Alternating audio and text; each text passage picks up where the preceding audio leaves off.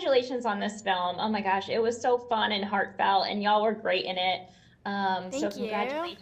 Thank you very much. Okay, so in the film, your characters, Cece and Wyatt, switch places with their parents, Jess and Bill, giving the whole family a much needed perspective on each other's lives. Um, what was it like having this really unique experience of not only embodying two characters, prepping for two characters, but also seeing your roles through the lens of another actor? Well, we did a lot of movement coaching in the beginning. Oh my gosh, We really? did. We had a great movement coach. Her name is Rie, and we would do these kind of weird theater exercises Yeah. of smelling each other's feet and And rolling on the floor Yeah, and and joining hands and holding hands and being waves and just really trying to tap into those physicalities to understand the other character that we were trying to play. I mean, for me personally, like I've never been a parent, so I mean to step into that parental role was definitely a challenge, and I think me and Emma did a lot of studying of Ed and Jen and kind of see how they just like their small mannerisms and just pick up on small things like that, which really helped with the authenticity of the performance. Yeah, I mean, y'all were brilliant. I was actually very blown away by it. yeah. All four of you. And that's so funny because that makes sense that you did so much movement because everyone did feel very kind of comfortable physically also in these roles. And I'm sure the physicality really helped to kind of like embody them. For sure. Very cool. Emma, a big part of Cece and Jess's relationship as mother and daughter is understanding that it's okay to be different from each other.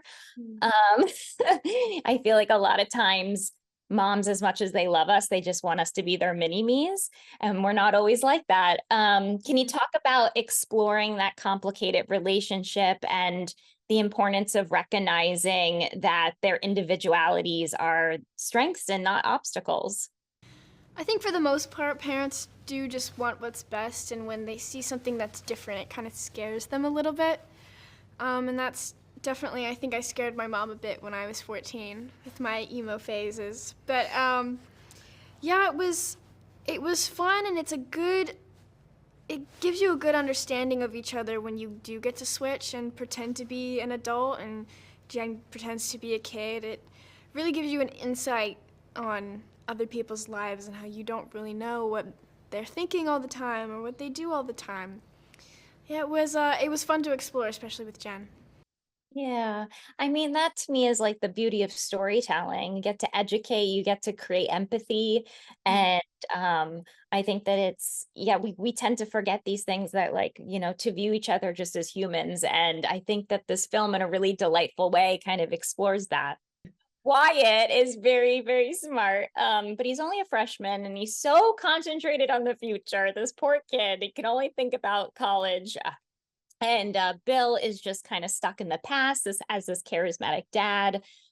Um, what do both characters kind of learn about the joys of just living in the present? It's like it's so hard. I feel like I'm in my 30s and I'm still trying to like hone that in, but like it's just so important. Can you talk a little bit about that journey? Yeah, and I think the way that the writers have laid it out was almost perfectly kind of the fact that Wyatt and his dad are completely two different characters, almost like yin and yang.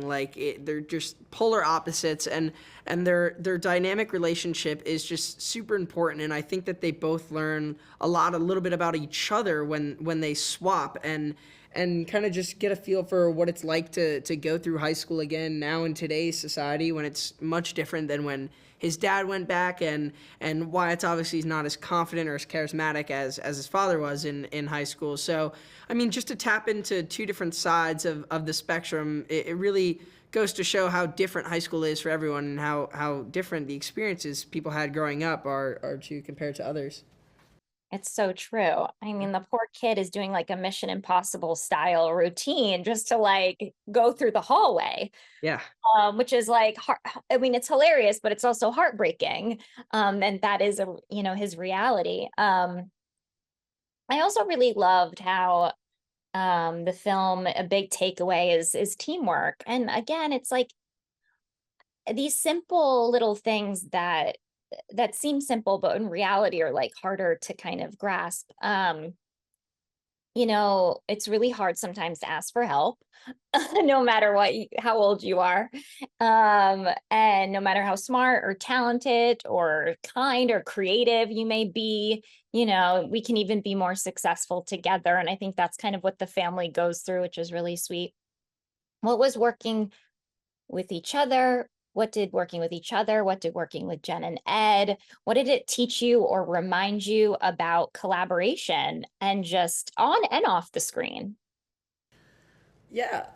I think right off the bat, I think that Emma, Jen, and Ed and I all clicked kind of right away. I mean, we had a little too much fun on this film, A little bit. it bubbled and it popped on camera, and I'm so happy that it came out the way it did, because I feel like if we weren't all so close off camera, it would have looked totally different on camera than what it does. I think watching those two, the legends they are, really teaches you a lot about your work, but it also teaches you a lot about how to be a personable person and still be a legend like they are. You learn a lot about respecting others and just staying true to yourself through them. Yeah, that's so true. I think of like Jen specifically in her work and how she has such a beautiful reputation of being such a kind soul, and that you don't have to be, mean and competitive in this industry, that sometimes it feels like you have to be. And that just sounds like a beautiful experience. I'm so glad that y'all got to experience that. Mm-hmm. I always like to ask that question because when I watch something obviously when we watch something and we see the chemistry, we just hope that it was as joyous of a, experience off screen, for you guys. What are your go-to movies to watch around the holidays? And I say not holiday movies, just in case maybe you have go-to films that aren't necessarily traditional holiday movies. But what do you like to pop in, around the holidays? I always rewatch Lord of the Rings, always. And not even necessarily around the holidays. I watch it probably 3 times a year, and I do watch it quite consistently around Christmas time.